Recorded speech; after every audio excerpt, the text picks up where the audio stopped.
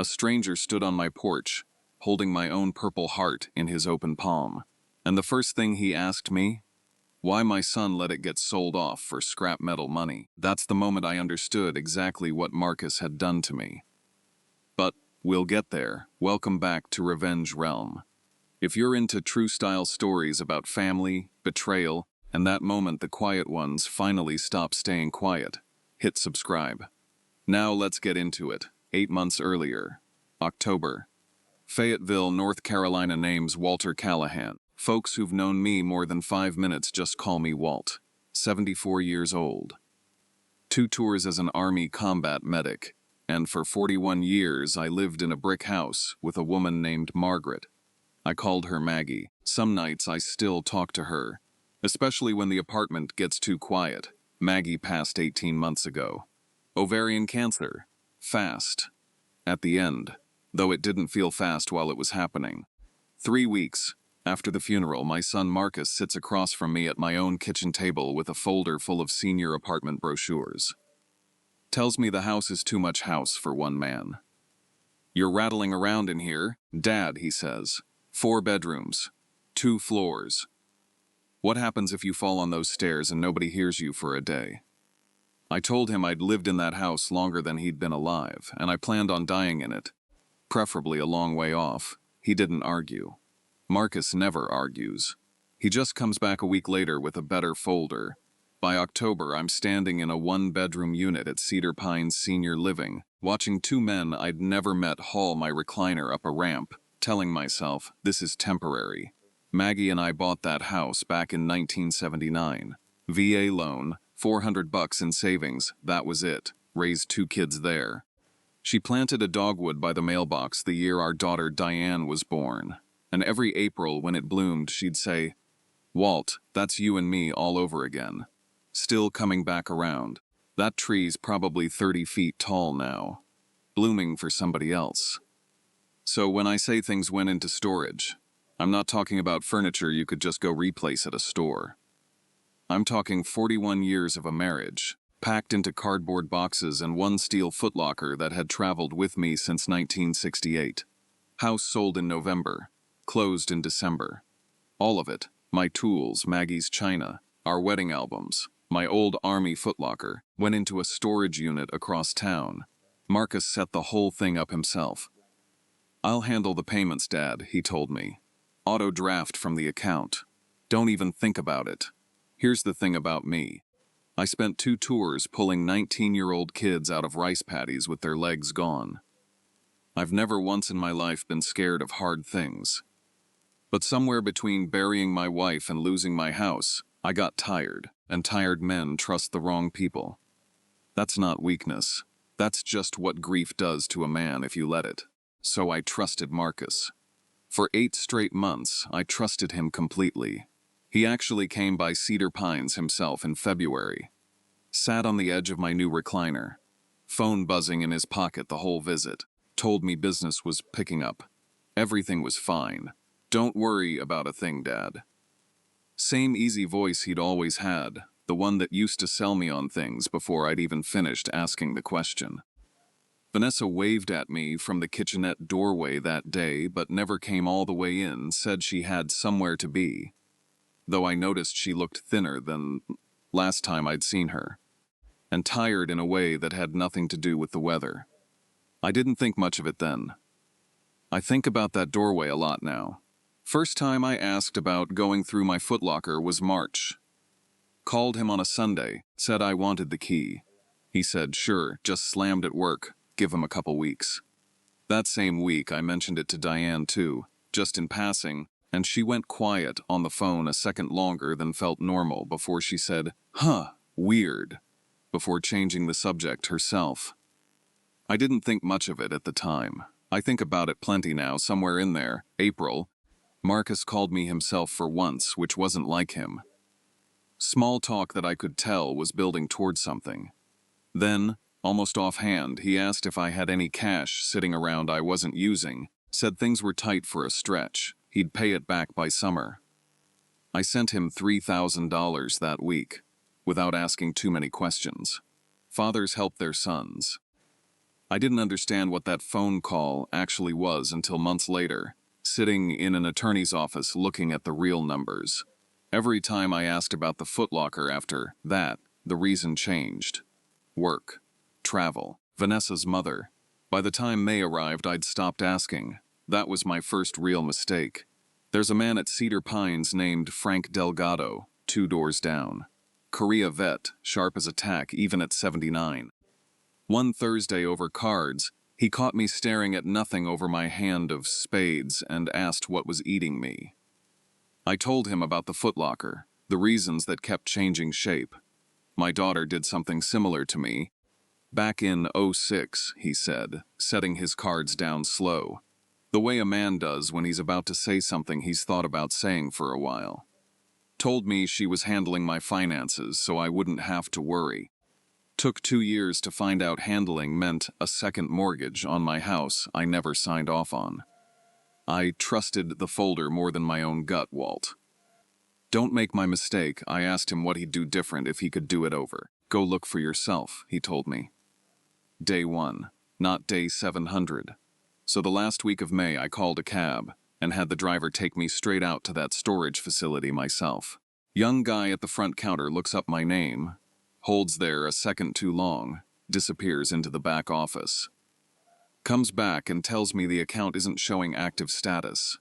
Says he'll need to pull the file, and could I come back with whoever holds the account, privacy rules. Can't discuss it with me if my name's not on the paperwork. I called Marcus right there from the parking lot. Dad, hey, kind of a bad time. What's up? Fellow up front's acting strange about the account, I told him. Everything all right with it? Pause. Half a second too long. Yeah, billing glitch on their end, he says. I'll handle it this week. Just head on home. I believed him. God help me, I believed him, because a man who spent 2 tours trusting the soldier next to him doesn't switch that instinct off just because the soldier turns out to be his own son. Took the cab home. Didn't go back. That evening, I sat in my recliner with Maggie's photo on the side table, TV off for once, just listening to the refrigerator hum, waiting for a feeling I couldn't yet name.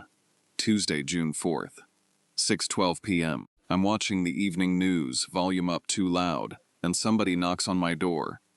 I open it, and there's a man I've never seen in my life, mid-40s, sunburned across the nose, canvas satchel over one shoulder, and in his open right hand, resting on folded velvet, is a purple heart. My purple heart. I'd know that ribbon anywhere, Mr. Callahan. Walter Callahan. I couldn't get a word out, just stood there staring at that medal like it had fallen straight out of the sky. My name's Daniel Reyes, he says. I buy and sell military history items. 3 weeks ago, I bought the contents of a storage unit off Bragg Boulevard, sight unseen. Opened the trunk inside and found this, and a bronze star. And a stack of letters addressed to a Margaret Callahan. I need you to tell me you knew this was being sold, because if you didn't, something is very wrong here. I'm holding onto the doorframe because my knees have gone soft underneath me. I didn't know, I told him. I didn't know any of it was gone. I asked him straight, how'd he find me? Citation card tucked in the metal box had my name and rank. One phone call to a local veteran's post pointed him straight to Cedar Pines. I didn't want to just mail it to a stranger, he said. Something like this needs to go back into somebody's hands, not their mailbox. Daniel comes inside, lays everything out on the kitchen table like a man handling something sacred, because to him, that's exactly what it was. The purple heart, the bronze star, my old dog tags, a stack of letters I wrote Maggie from a hospital bed back in '69, tied with what used to be ribbon. Daniel slid the top one toward me, careful, like he already understood what it was before I did. My own handwriting, 30 pounds lighter and 50 years younger. Tell her I'll dance with her at the wedding even with this leg, I'd written. I read that line twice and had to set it down, and wrapped in a folded handkerchief tucked in the corner, where nobody had bothered to look, Maggie's wedding ring. I held that ring in my palm and didn't say a word for close to a minute. Daniel didn't fill the silence either. After a while, I asked him if he'd mind giving me a few minutes alone, with everything spread out on that table. He said of course, stepped out onto my little balcony to give me the room. I sat there by myself with 50 years of my own history laid out under the kitchen light. And for the first time since Maggie died, I let myself cry the way I hadn't let myself cry at her funeral. Quiet and unhurried, nobody watching but the ribbon and the ring. How, I finally asked him, once he'd come back in, how does a storage unit full of my things get sold at auction without anybody telling me? Units under a 90-day delinquency policy before they can auction it, he says. Facilities required to send certified notice. And the account holder on that unit wasn't you, Mr. Callahan. I know, I said quietly. It's my son. Notices went out in March, April, May. All three, signed for. Somebody at that address signed for every single one, meaning somebody stood at that door each time, took the pen, and decided silence was easier than a phone call to his own father. And it hits me. My own son had known for 3 months that everything I owned was about to be sold off to strangers. And every single time I asked him about it, he lied straight to my face. That was the moment something in me went very quiet, very still. Not sad quiet, the other kind. The kind that gets things done. Wednesday, June 5th, 9 a.m. I didn't call Marcus. I called an elder law attorney named Patricia Holt. Her card had been sitting in my wallet for 6 weeks. Marcus had set up my online banking after Maggie died.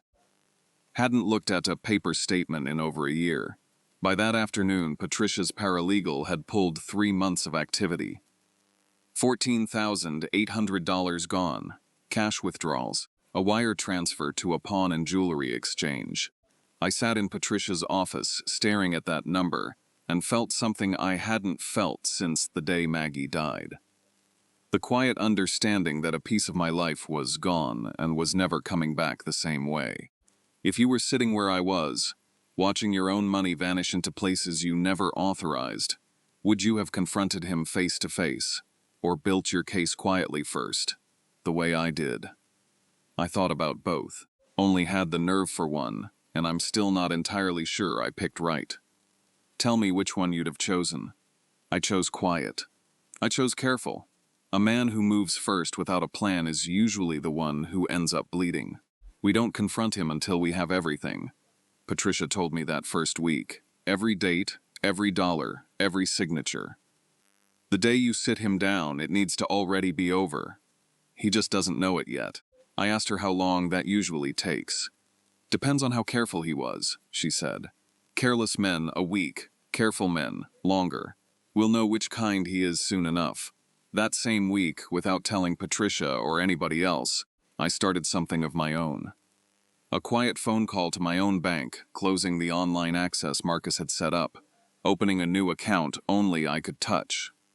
I asked Patricia, almost offhand, at the end of that first meeting, what it would take to change a will, while the person it protected was still deciding how he felt about the man he was protecting it from.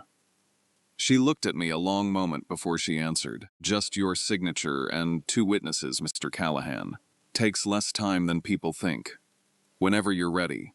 I told her I wasn't ready yet. That was a lie. I just wasn't ready to say it out loud, not even to her. Pawn shop records showed Marcus had sold my father's antique pocket watch, 41 silver dollars I'd collected over 3 decades, and a pair of gold cufflinks. His own license on file to prove it. He'd taken what he figured was worth selling, left the rest in a trunk he figured was worthless, then just stopped paying rather than come clean. Reason came out fast. Marcus and Vanessa were 4 months behind on their own mortgage. My son sold my father's watch to a stranger and let the rest of his mother's memory go straight to auction, all to cover his own house, and told me the whole time everything was still sitting in storage. Monday, June 17th, I went to the pawn shop myself. Owner pulled the records without much fuss once Patricia's letter was in front of him. Marcus's signature, black ink, 3 separate visits, cash paid out every time. Ronnie was quiet a moment after he found the file. I remember him, actually, he finally said. Your son. First time he came in April, he was jumpy. By the third time in May, he was joking with me at the counter like we were old friends. Sold that coin collection like he was clearing out a junk drawer. That's the part that gets me, I told him. He's always been polite. Doesn't cost him anything. My son hadn't just made one desperate decision in a bad month. He'd gotten used to it, comfortable with it. And comfortable was a harder thing to forgive than desperate ever was. The watch was still sitting in the display case. I bought it back for the same full $480 he'd sold it for. Held it the whole ride home, feeling that worn brass warm up against my palm, the way it used to when my father wound it every night before bed. The coins and cufflinks had already sold through. Gone for good. Filed the police report that same afternoon. Financial exploitation of an elder's a felony in this state once it crosses a certain threshold. Sir, what your son did crossed that threshold a while back, the deputy told me.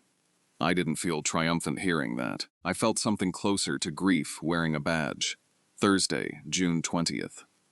The night before. I called Diane myself the night before I asked Marcus to come by. She picked up on the second ring. Dad, everything okay? You never call this late. I need you at the apartment tomorrow evening, I told her. 5:30. And I need you not to ask me why over the phone. Is this about Marcus? She finally asks. I told her it was about the storage unit, and she needed to hear it from somebody other than her brother first. I've had a bad feeling about that unit since March, she says. I just didn't want to be the one who said it out loud. Remember when you mentioned the key back then? Something about the way you said it stuck with me. That admission sat with me the rest of that night. My own daughter had been carrying the same cold feeling, alone for 3 months. Same as me. I'll be there, she says. And Dad, I'm glad you called me instead of carrying it by yourself. Friday, June 21st. My apartment, 5:30 p.m. I asked Marcus to come by. Told him I wanted to sort out the storage key. Didn't tell him Patricia would be there. He shows up with Vanessa and my daughter Diane, who I'd asked to come separately. Marcus sees Patricia at my kitchen table, with a folder in front of her, and something crosses his face for just a second. A flicker of real fear before he pulls it back into that same easy smile he's used to talk his way out of everything since he was a boy. Vanessa's hand finds his arm, quick and instinctive. Dad, what's going on?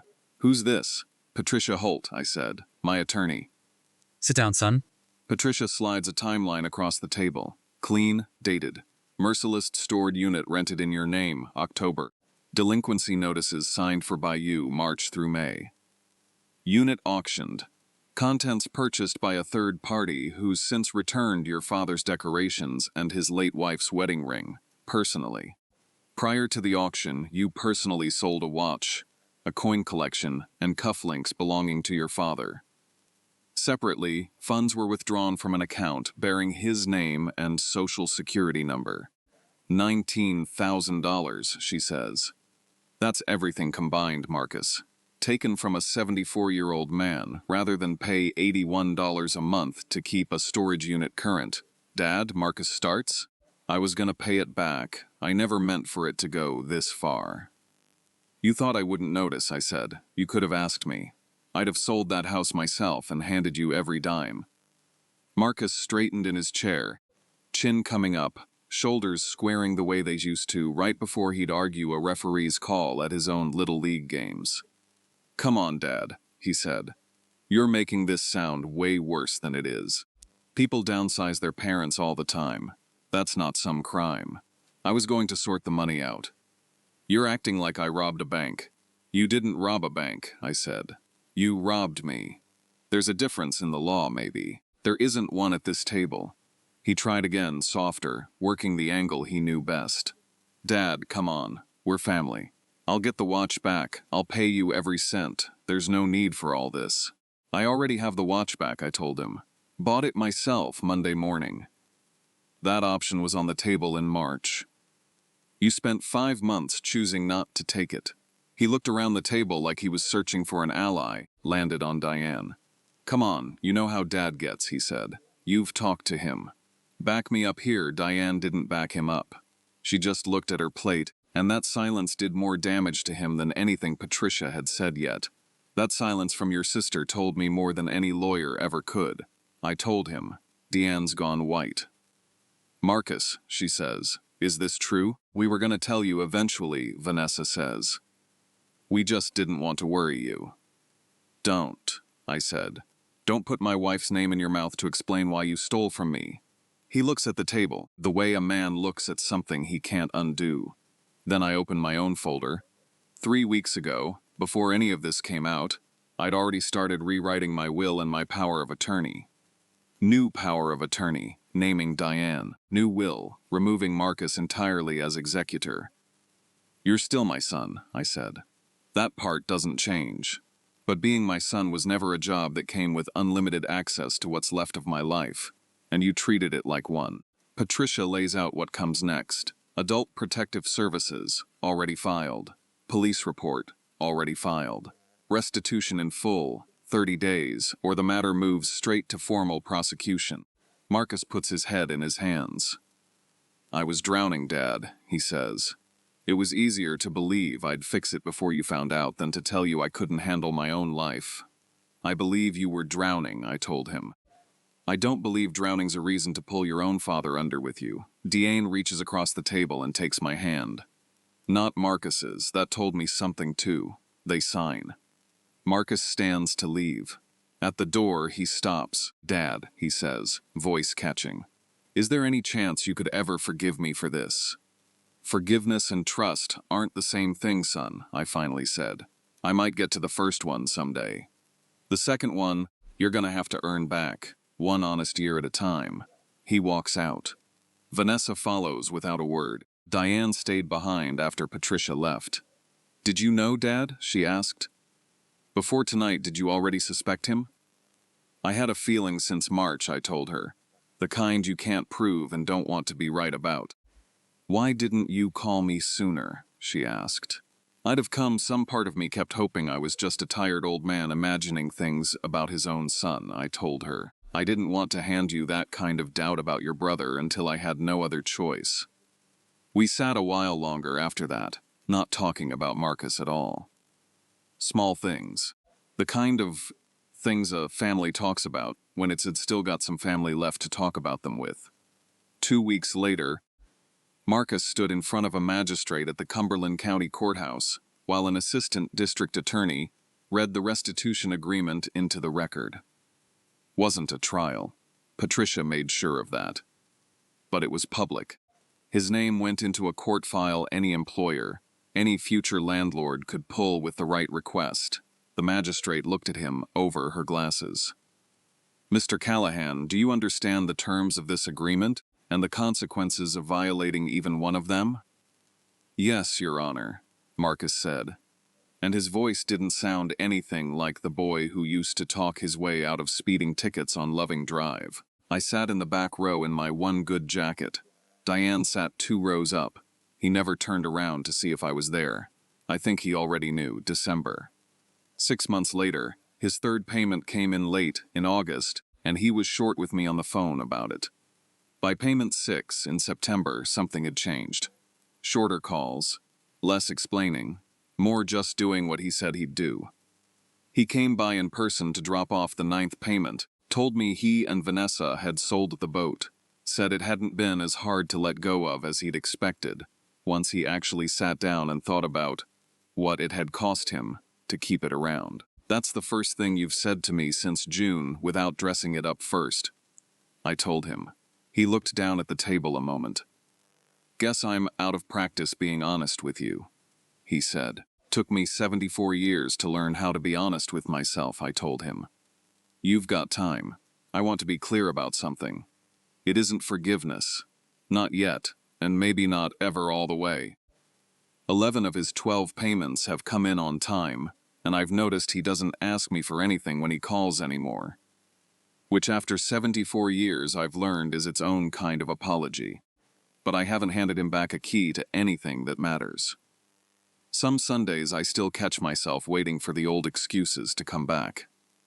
I don't know yet if that wariness ever fully goes away, or if it's just part of what he cost me now, permanently. Diane drives up the second Saturday of every month, usually with my granddaughter Ava, who's 9, and asked me 40 questions about Vietnam the first time she saw my display case. She came back a few weeks later with a folder of her own, this one covered in glitter, her teacher having let her do show and tell on great-grandpa's watch.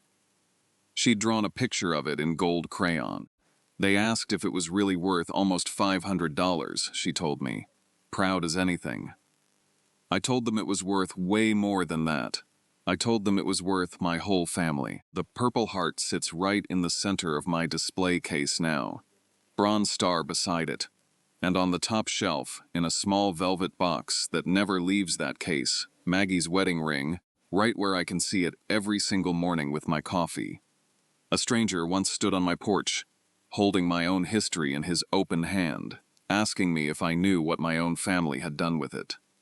These days, that same history sits behind glass where I can see it every morning, and where nobody, not my son, not anybody, gets to decide what it's worth to me but me. If this story meant something to you, do me a favor. Like it, subscribe, hit that bell so you don't miss the next one. Thanks for spending this time with an old medic and his story. I'll see you next time.